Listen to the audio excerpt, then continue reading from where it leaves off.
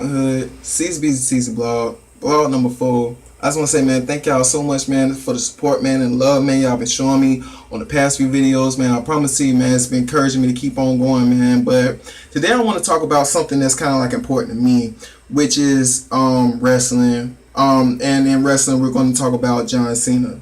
Now, I've been a fan of John Cena. I've always been a fan of John Cena. Like, I always thought that John Cena was like cool, especially like when he was changing the belts and stuff like that. But I have a question that I want to ask y'all, which is, do you guys think that John Cena has stole from the black community?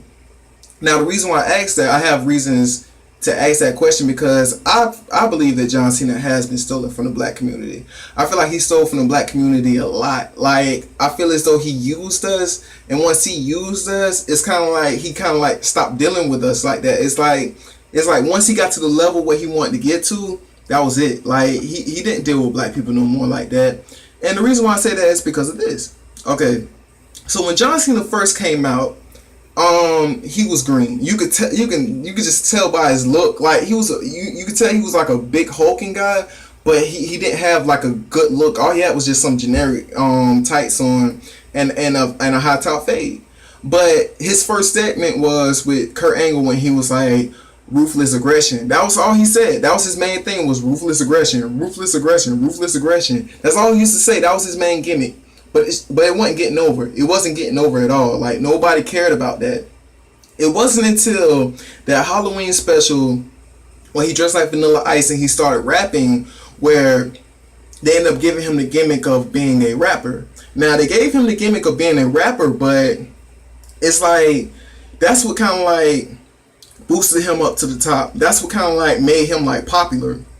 John Cena will come out to the ring, freestyle on you, take off his throwback jersey, throw his jersey out into the crowd, and that was John Cena's like gimmick. And it made John Cena look so cool. He had the you can't see me arm gimmick, where it's kind of like, you know, all that is just the yayo dance. And if you don't know what the yayo dance is, check it out, because that's all the you can't see me thing is just somebody, you know what I'm saying, doing this or whatever the case may be. But once John Cena kind of like moved up to that point, it started to change around 2006, where the movie The Marine came out, and he would come out to the ring and he would start to salute people. Now, I was thinking in my head, okay, once this whole Marine gimmick is over, once the movie has passed by, this guy's going to start wearing jerseys and going to start freestyling again, and it never happened. So it kind of made me wonder, like, dang, is John Cena ever going to start acting like hip-hop again? Or it's like, since hip-hop is not as popular as it used to be, he doesn't want to be a part of it. Now, I saw this interview with John Cena where he was like, people want to know why I don't go back to my old gimmick and why I don't do the whole jerseys and the whole rapping thing, because that really wasn't who I was. So you mean to tell me that you just used us for basically like a time period of what was cool at the time, and once that was over, you just stopped dealing with us? Because you don't see John Cena like doing raps and doing freestyle battles anymore. And a lot of people be like, oh well, he did the thing with The Rock. Come on, man, that was just a one-time type thing. But John Cena don't deal with us no more. Like, John Cena don't mess with us no more. And I feel like that's the way it is with a lot of like people. A lot of people use the hip hop culture, and once they use the hip hop culture, it's kind of like they throw us away. Another person who I really like felt like, dang, you used us and that was it, was J-Lo. J-Lo used to act so black back in the day, but now she acts, you know what I'm saying, she's trying to stick with her Spanish culture or whatever the case may be. But before then, like, J-Lo used to act all black. She used to even said the word nigga in the song I'm Real. I feel like a lot of times a lot of people use us for what they want to use us for, and then that's it. And I feel like that's dead wrong. I feel like that is dead wrong. I feel like a lot of these people are closet racists, and once they, you know what I'm saying, you can tell who they really are just by like the underlying things that they say. And I feel like, you know what, another example of someone who I feel like used us, but it's kind of like once they stopped using us, it's kind of like they threw us away, was Hulk Hogan. Hulk Hogan, I'm gonna tell you guys something, and this is the dead truth.